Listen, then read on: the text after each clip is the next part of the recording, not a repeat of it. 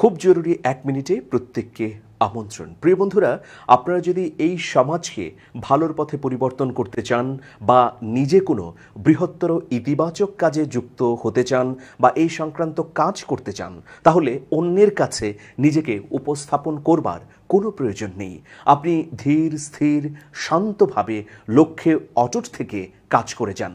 আপনি যদি অন্যের কাছে ব্যাখ্যা করতে থাকেন নিজেকে যে আমি এই কারণে এই কাজটি করছি, এই কাজটি করলে এটা হবে, তাহলে আপনি মাঝপথে গিয়ে সমালোচনার মুখে পড়ে উদ্দেশ্য থেকে ফিরে আসতে পারেন। কিন্তু আপনি যদি মনে করেন আপনি আপনার লক্ষ্যে অটুট থাকবেন, কেবলমাত্র আপনার মনের উদ্দেশ্য সর্বশক্তিমানই যদি জেনে থাকেন, তাহলে আর কোনো কিছুরই প্রয়োজন নেই।